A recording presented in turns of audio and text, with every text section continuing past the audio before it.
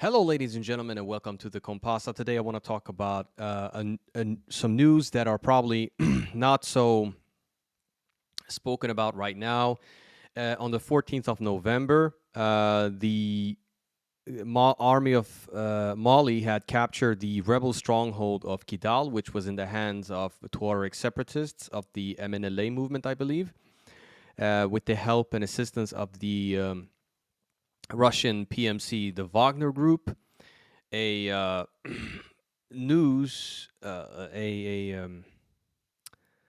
set of information of news that probably haven't been that much reported on in Western media, and I've noticed that in the wars in the Sahel, there has been very little news coverage, or they have always accused the Wagner Group of human rights violations and massacres and so forth. Uh, Things that have been kind of hard to substantiate and show for. So I think it's important to talk about. And there's also been improved security situation in Burkina Faso with the help of Russia as well, but also, of course, the mainly the new government there, led by President Ibrahim Traore. And perhaps we should talk a little bit about Ibrahim Traore and who he is a little bit later on. But I can show you a little bit about the map of Azawad, which is this one right here. Maybe if I do, no, it's better like that. Perhaps even though, no, we can still have it here. We're here. This is Mali, and in northern Mali, we can see here, northern Mali, we have an area called Azawad. Azawad is mainly, not gonna say mainly, but there's a lot of Tuaregs and also nomadic Bedouin Arabs. These are nomadic peoples, and they have for quite some time wanting to seek independence from the central government of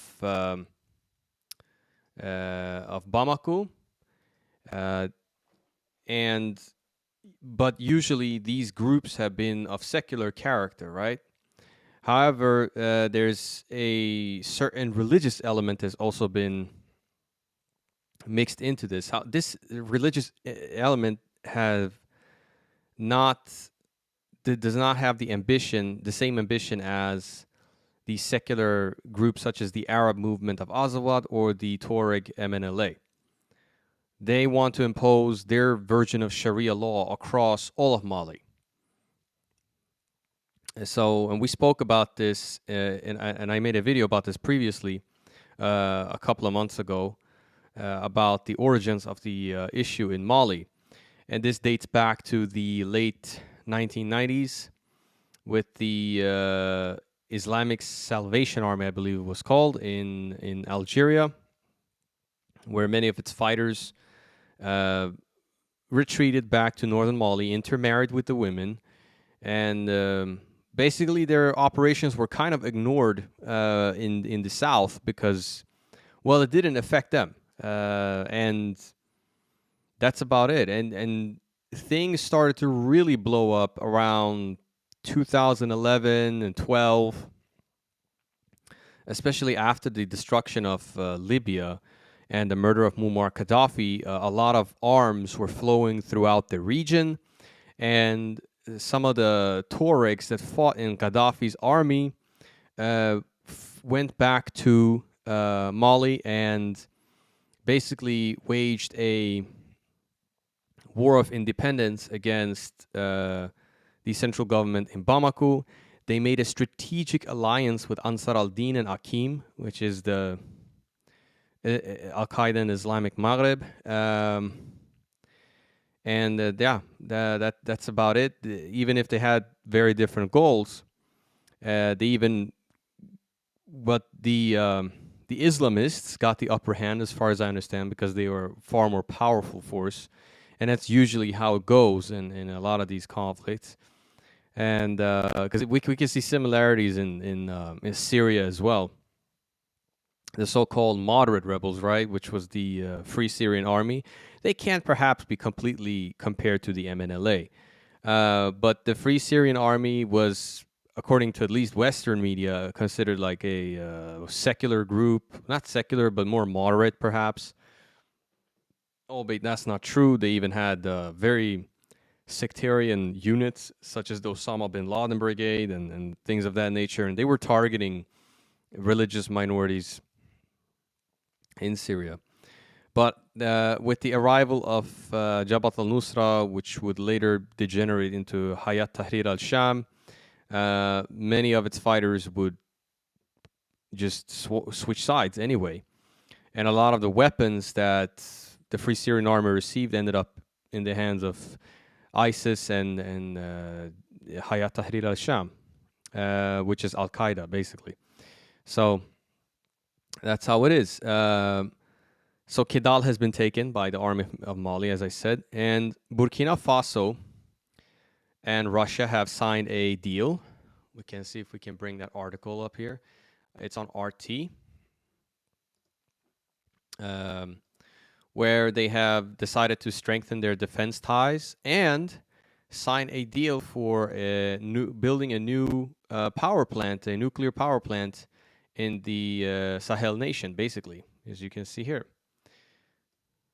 There you go. And this would obviously be a huge boost in terms of infrastructure, electricity for the people in Burkina Faso. The government of Ibrahim Traore have already started with building and finishing different types of infrastructure projects, such as the solar grid power plants, which is under the Africa Grid program, I believe. He's starting to build sanitation, places where you sanitate water and regulate water due to, for environmental reasons. Also, the building of the Ouagadougou highway, which was supposed to be done pretty much by the end of this year, I believe. The construction of a new airport in Ouagadougou. He also lowered his own salary as a symbolic gesture, I guess, similar to what Thomas Sankara did. And he has invoked the memory of Thomas Sankara, quoted him a lot. And he has made strategic alliances with, for example, Russia, with North Korea, with the Islamic Republic of Iran. So he seems to be a very true, sincere leader. He seems to be a very strong anti-imperialist. And I'm happy that he actually is doing something for his peoples. Africa is in desperate need of infrastructure.